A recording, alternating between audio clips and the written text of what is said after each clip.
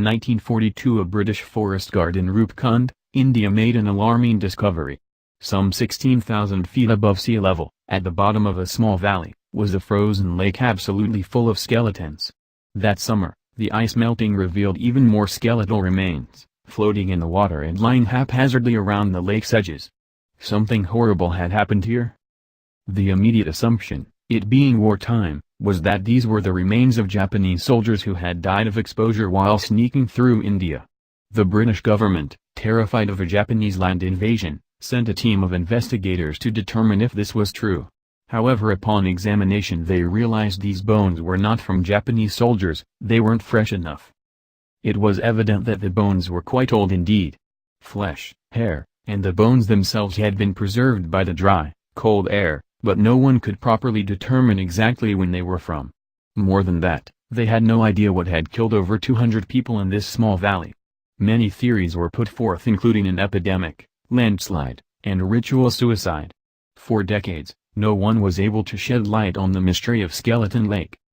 However, a 2004 expedition to the site seems to have finally revealed the mystery of what caused those people's deaths. The answer was stranger than anyone had guessed. As it turns out, all the bodies date to around 850 AD. DNA evidence indicates that there were two distinct groups of people, one a family or tribe of closely related individuals, and a second smaller, shorter group of locals, likely hired as porters and guides. Rings, spears, leather shoes, and bamboo staves were found, leading experts to believe that the group was comprised of pilgrims heading through the valley with the help of the locals. All the bodies had died in a similar way, from blows to the head. However, the short deep cracks in the skulls appeared to be the result not of weapons, but rather of something rounded. The bodies also only had wounds on their heads and shoulders, as if the blows had all come from directly above. What had killed them all, porter and pilgrim alike? Among Himalayan women there is an ancient and traditional folk song. The lyrics describe a goddess so enraged at outsiders who defiled her mountain sanctuary that she rained death upon them by flinging hailstones hard as iron. After much research and consideration, the 2004 expedition came to the same conclusion. All 200 people died from a sudden and severe hailstorm. Trapped in the valley with nowhere to hide or seek shelter, the hard-as-iron cricket ball-sized, about 23 cm/9 inches circumference, hailstones came by the thousands, resulting in the travelers' bizarre sudden death. The remains lay in the lake for 1,200 years until their discovery. If you thought that India is a land of snake charmers and maharajas, you may want to think over this again. India is also the land of the mysterious Rupkund Lake, which is also known as the Skeleton Lake. This natural water body is located at a height of 5,029 meters in the Himalayan range of mountains. What makes this lake earn the eerie name for itself is the presence of submerged human skeletons that become visible once the ice melts during the summer.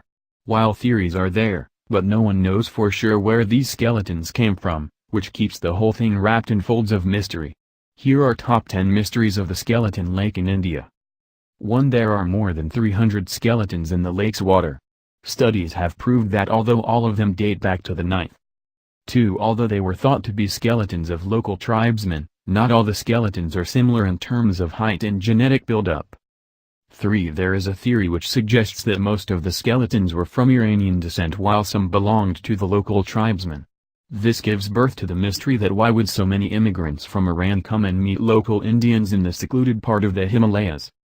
4. The most unraveling mystery that is associated with the skeletons of the Rupkund Lake is that why would so many people die at the same place at the same time? The most prominent theory against this is that they might have been caught in a hailstorm and died after getting hit by the hail. 5. There are no signs of any wound from weapons on the skeletal remains that are found in the Skeleton Lake. All that is found is injury marks on the back of their heads as if they were hit by something blunt. 6. The place where the lake is does not fall en route any of the trade routes of that era. The question that triggers the mystery is that why would so many people go to that part of the Himalayas? 7. A very prominent theory about this point is that they were pilgrims who were going for the Nanda Devi Rajjat pilgrimage. However, what remains unanswered is that if it was the group of pilgrims, why would wooden artifacts and iron spearheads be found alongside the skeletons? Indian pilgrims never carried weapons with them while going to pay a visit to the gods. 8. Another theory suggests that the skeletons could have been the mortal remains of Indians who committed mass suicide. If this theory was to be believed, what would remain unanswered is that why would people choose that part of the Himalayas to commit the mass suicide? 9. Some of the skeletons have flesh attached to them even now. While it is known that human bodies decay very slowly in such cold temperatures, but these skeletons are almost 1,200 years old.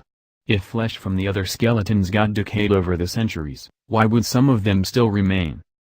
10. The presence of certain jewelry items point to the probability that the skeletons are probably that of King Jastaval and his pregnant wife Balampa, who might have been on their way to Nanda Devi Rajjat pilgrimage. Like the other ones, there is no certainty of this theory as well.